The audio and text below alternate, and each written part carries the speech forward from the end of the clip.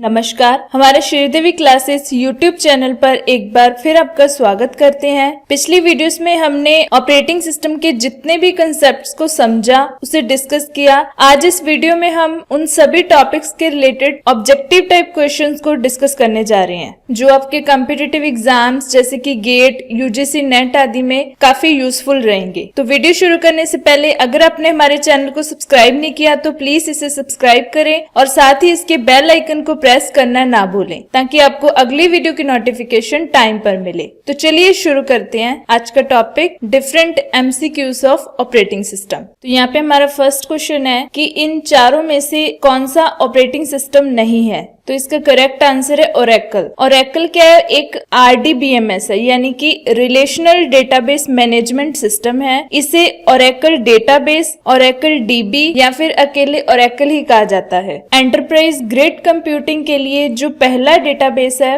वो Oracle database है। The next question is, what is the maximum length of the file name in disk operating system? तो इसका correct answer है C, यानी कि 8। Disk operating system में file name की जो मैक्सिमम लेंथ होती है वो 8 कैरेक्टर्स की होती है। इसे 8.3 फाइल नेम भी कहा जाता है। देन हमारा नेक्स्ट क्वेश्चन है कि पहला ऑपरेटिंग सिस्टम कब डेवलप किया गया था। तो इसका करेक्ट आंसर है C, यानी कि 1950 में। तो जो फर्स्ट ऑपरेटिंग सिस्टम है उसे अर्ली 1950s में डेवलप किया गया था। इसे single stream batch processing system भी कहा जाता है, क्योंकि ये ग्रुप्स में डेटा को प्रेजेंट करता है। Next question is, Microsoft Windows operating system को कब प्रपोज्ड किया गया था। तो इसका करेक्ट आंसर है D, यानी कि 1985 में। ये क्वेश्चन बहुत ही सिंपल है। शायद इस क्वेश्चन का आंसर बहुत लोगों को पता होगा कि इन चारों में से नोटपैड की एक्सटेंशन कौन सी है। तो इसकी एक्सटेंशन है .txt। txt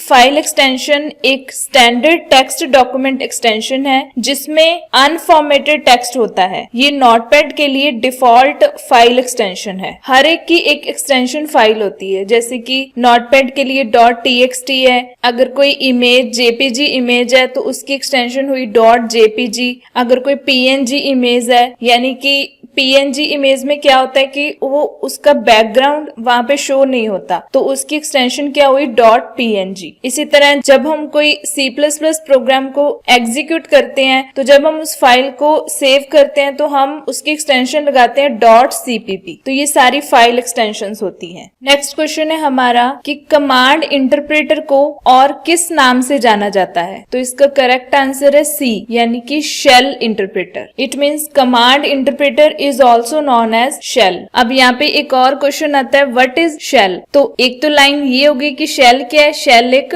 कमांड इंटरप्रेटर है जो कि यूजर और लाइनक्स ऑपरेटिंग सिस्टम के बीच इंटरफेस का काम करता है। shell के थ्रू ही जो यूजर है वो कमांड को रन कर सकता है। तो यूजर के द्वारा कमांड को एग्जीक्यूट करने के लिए shell का उपयोग करता है। अगर सिंपल शब्दों में बात करें तो shell क्या है। shell एक कमांड लाइन इंटरफेस है, यानी कि वो हमें कमांड को रन करने के लिए एक एनवायरनमेंट प्रोवाइड करता है। देन नेक्स्ट क्वेश्चन है कि ऑपरेटिंग सिस्टम में बूटिंग का क्या मतलब होता है। तो इसका करेक्ट आंसर है रीस्टार्टिंग कंप्यूटर। तो बूटिंग क्या है? Booting is the process of the restart the computer. तो कंप्यूटर को रीस्टार्ट करने के बाद इसकी मेन मेमोरी में कोई सॉफ्टवेयर नहीं रहता। नेक्स्ट क्वेश्चन है हमारा कि जब आप अपने कंप्यूटर में से किसी फाइल को डिलीट कर देते हैं तो वो कहाँ पे जाके स्टोर हो जाती है। तो इसका सही आंसर है A, यानी कि रिसाइकल बिन में। जब मान लो आपसे कोई फाइल गलती से डिलीट हो जाती है तो आपको उस फाइल की जरूरत है, तो आप क्या करोगे कि रिसाइकल बिन में जाके उसको दोबारा वहां से रिसीव कर सकते हैं। नेक्स्ट क्वेश्चन है हमारा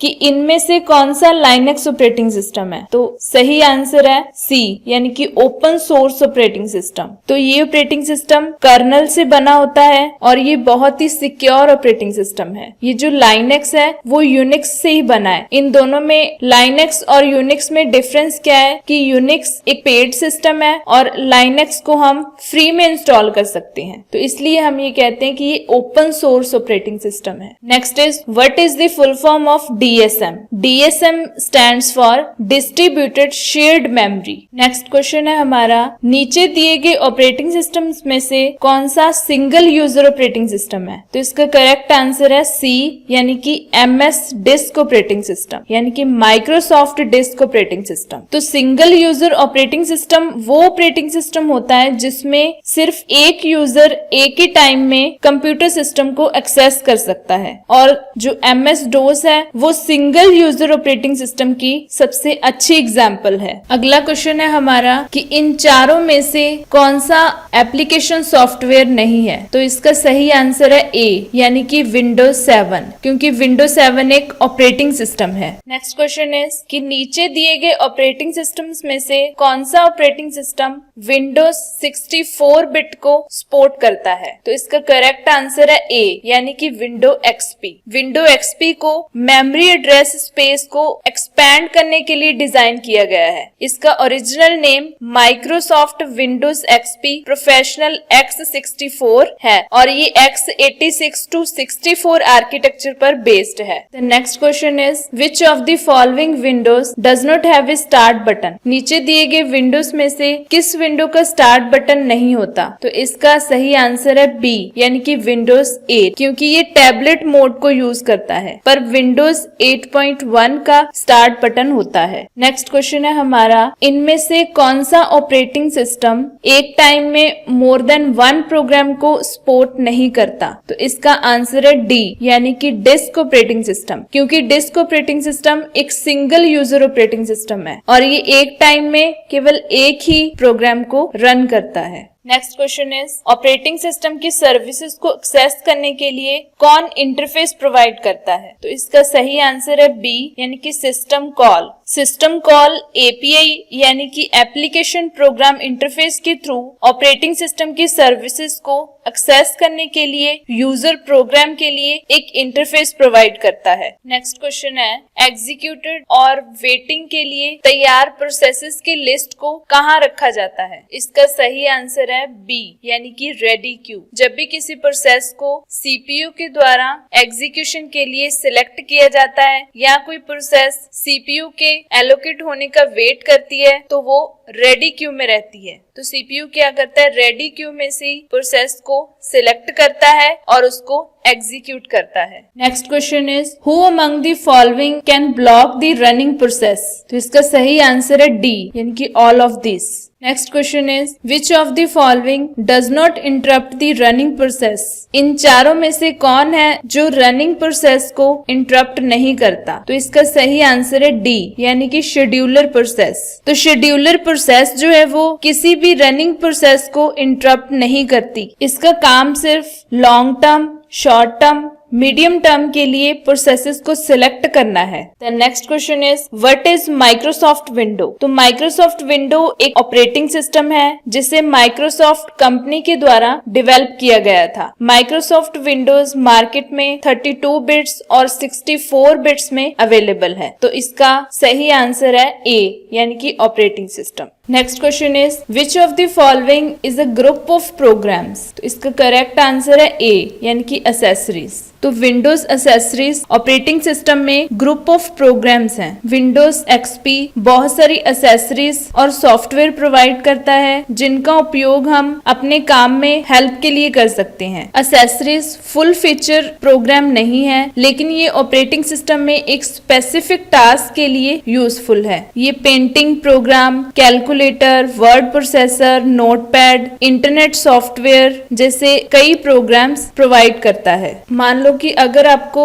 आपके डेस्कटॉप पे जो एप्लीकेशन आपने यूज करनी है वो नहीं मिल रही, तो आप विंडोज एसेसरी में जाकर उस एप्लीकेशन सॉफ्टवेयर को यूज कर सकते हैं। नेक्स्ट क्वेश्चन है हमारा इनमें से कौन सा रियल टाइम ऑपरेटिंग सिस्टम की एग्जांपल है। तो इसका सही आंसर है डी यानी कि process control. Process control real time operating system की सबसे बेस्ट एग्जांपल है। रियल टाइम ऑपरेटिंग सिस्टम वो ऑपरेटिंग सिस्टम होता है जो कि दिए गए समय में टास्क को कंप्लीट करता है। ये बहुत ही फास्ट ऑपरेटिंग सिस्टम है जिसमें टाइम बहुत कम होता है। ये रियल टाइम एप्लीकेशन को सपोर्ट करता है और इनका यूज इंडस्ट्रियल और साइंटिफिक काम के लिए होता है। तो रियल टाइम ऑपरेटिंग सिस्टम की दो टाइप्स होती हैं, जिसमें फर्स्ट है hard real time operating system and then second is soft real time operating system. तो हार्ड रियल टाइम और soft real time operating system में डिफरेंस क्या है कि हार्ड रियल टाइम एक स्ट्रिक्ट ऑपरेटिंग सिस्टम है। इसमें ये गारंटी देता है कि दिए गए टाइम में जो टास्क है वो कंप्लीट कर लिया जाएगा, इसलिए ये स्ट्रिक्ट है। और जो soft real time operating system है वो थोड़ा लेस स्ट्रिक्ट है। इसमें ये गारंटी नहीं होती कि दिए गए टाइम में जो टास्क है वो कंप्लीट होगा या नहीं। अब अगला क्वेश्चन क्या है हमारा कि क्लाइंट सर्वर नेटवर्क के लिए हम कौन से ऑपरेटिंग सिस्टम को यूज करते हैं। इसका सही आंसर है डी, यानी कि विंडोज 2000। तो क्लाइंट सर्वर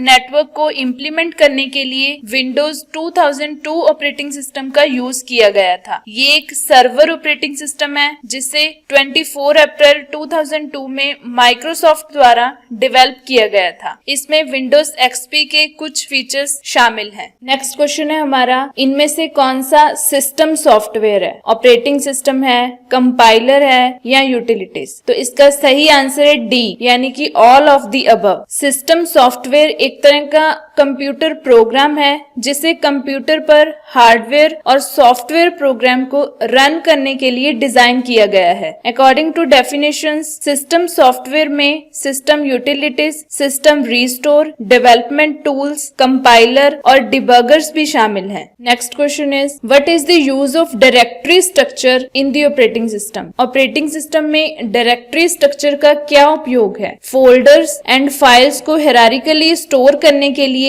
हम डायरेक्टरी स्ट्रक्चर को यूज करते हैं। In simple words, directory structure एक कंटेनर की तरह होता है जो फाइल्स और फोल्डर्स को हायरार्किकल मैनर में स्टोर करता है। अगला क्वेश्चन है हमारा कि राउंड रॉबिन शेड्यूलिंग जो है वो किस टाइप का शेड्यूलिंग एल्गोरिथम है? Then round robin scheduling is a primitive scheduling algorithm जिसमें हर एक प्रोसेस को एग्जीक्यूट करने के लिए एक स्पेसिफिक टाइम प्रोवाइड किया जाता है और इस स्पेसिफिक टाइम को टाइम क्वांटम या टाइम स्लाइस कहा जाता है। और साथ ही round robin algorithm non preemptive नहीं हो सकता, ये प्रिमिटिव ही होता है। अगला क्वेश्चन है कि विंडोज ऑपरेटिंग सिस्टम के केस में इनमें से कौन सा ऑप्शन जो है वो करेक्ट है? तो इसका सही आंसर है सी, यानी कि Windows is a GUI operating system, यानी कि graphical user interface. Windows operating system को रन करने के लिए किसी कमांड की जरूरत नहीं होती, इसे रन करने के लिए सिर्फ एक माउस की जरूरत होती है। तो इसलिए हम ये कह सकते हैं कि विंडो एक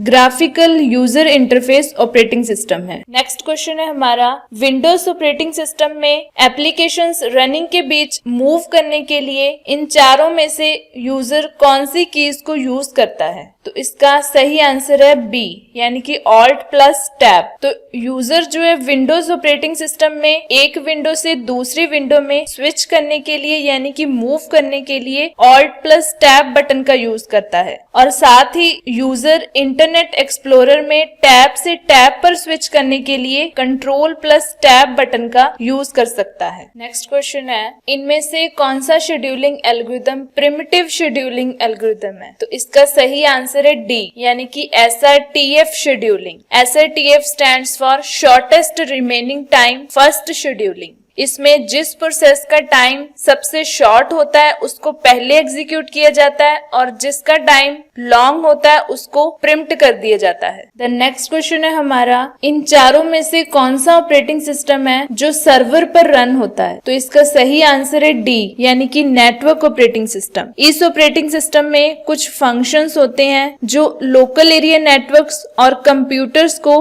आपस में कनेक्ट करने का काम करते हैं। अब हमारा लास्ट क्वेश्चन है कि हमें FCFS एल्गोरिथम में 4 प्रोसेसेस गिवन है। जैसे कि आप टेबल में देख सकते हैं 4 प्रोसेसेस हैं, P0, P1, P2, P3 और उसका अराइवल टाइम है 0, 1, 2, 3 एंड एग्जीक्यूशन टाइम जिसको हम बर्स्ट टाइम भी बोलते हैं, P0 का 5, P1 का 3, P2 का 8, P3 का 6। और अब इसमें एक नई चीज ऐड कर दी गई जिसका नाम है सर्विस टाइम। अब इसमें सर्विस टाइम दिया हुआ है, P0 का 0, P1 का 5, P2 का 8 और P3 का सर्विस टाइम है 16। तो पहले यहाँ पे क्वेश्चन आता है व्हाट इज सर्विस टाइम? तो सर्विस टाइम क्या होता है? सर्विस टाइम का मीनिंग उस टाइम से है जिसके बाद कोई प्रोसेस एग्जीक्यूशन स्टार्ट कर सकती है। तो अब यहाँ पे हमारा मेन क्वेश्चन है कि हमने गैंट चार्ट की हेल्प से FCFS शेड्यूलिंग को यूज करके एवरेज वेटिंग टाइम को फाइंड आउट करना है। तो सबसे पहले इस टेबल की हेल्प से हमने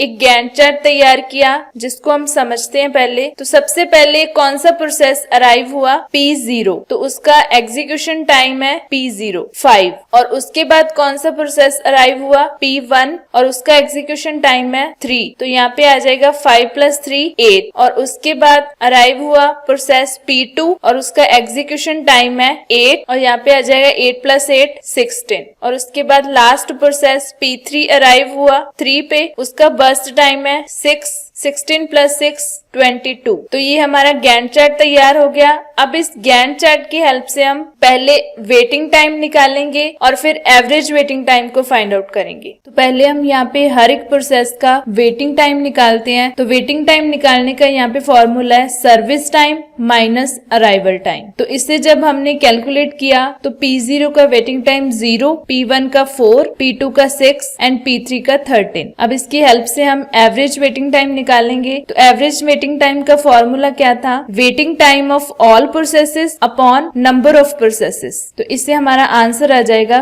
5.75 मिलीसेकंड। यहाँ पे ऑप्शंस भी गिवन है, तो हमारा सही आंसर क्या आया, बी, यानी कि 5.75 मिलीसेकंड। तो ये हमने फाइंड आउट किया average waiting time of all processes using first come first serve scheduling algorithm, जिसमें जो प्रोसेस सबसे पहले रेडी क्यू में एंटर करेगा उस प्रोसेस को सीपीयू के द्वारा सबसे पहले एग्जीक्यूट किया जाएगा। आज की वीडियो में बस इतना ही। मैं उम्मीद करती हूँ कि आज हमने जितने भी ऑब्जेक्टिव टाइप क्वेश्चंस को समझा, उन्हें डिस्कस किया, वो सभी आपके लिए काफी यूजफुल रहेंगे। तो ऐसे ही ऑब्जेक्टिव टाइप क्वेश्चंस और थ्योरेटिकल कंसेप्ट्स को समझने के लिए हमारे श्रीदेवी क्लासेस यूट्यूब चैनल को सब्सक्राइब करें और साथ ही इसके बेल आइकन को प्रेस करना ना भूलें, ताकि आपको अगली और वीडियोस की नोटिफिकेशन सबसे पहले मिले। तो इसी के साथ ही मिलते हैं अगली बार एक और नई वीडियो के साथ। तब तक के लिए बने रहिए हमारे साथ हमारे YouTube चैनल पर। आप घर पर रहिए, सेफ रहिए।